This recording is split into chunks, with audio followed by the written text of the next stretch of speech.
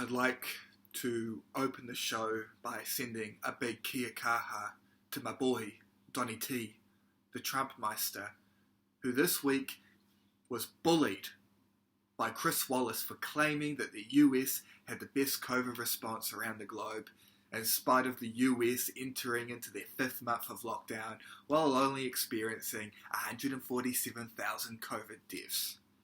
But do you know what, Chris Wallace? Do you know what, Woke Brigade?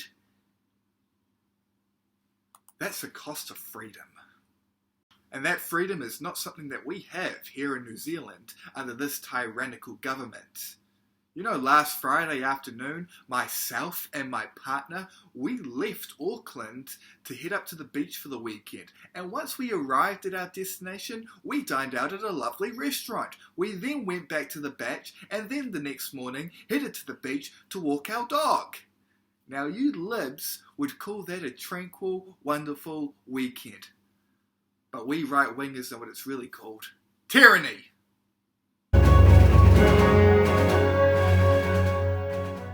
Welcome to another episode of Owning Facts and Logic. I'm your host, Sean Ackland. We're opening our show today with news that Jacinda Ardern may in fact propose a tax hike for high-income earners.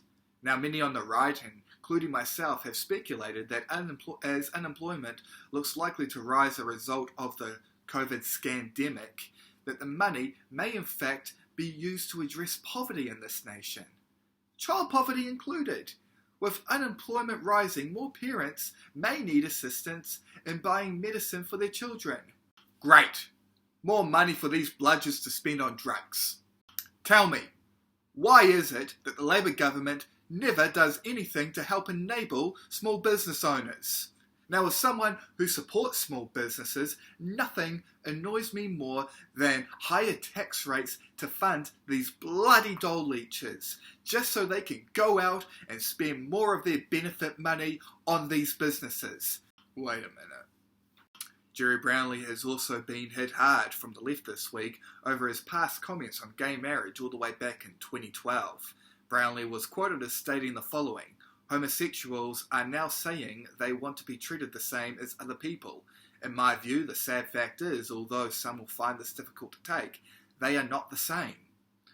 Now here is footage of the quote. Yuba Colorado Kamawalpa Pais Kachong Kawawoki. The illustrious... Look at him. So spry. But here we see cancel culture strike again at its worst, because these woke libs are now trying to cancel Brownlee over these comments. Now, we've seen the left try to cancel people based on things they might have said when they were young and impressionable. It's not uncommon, and here we see another example of this. I, for one, wouldn't want to be judged on my views from when I was, say, 19.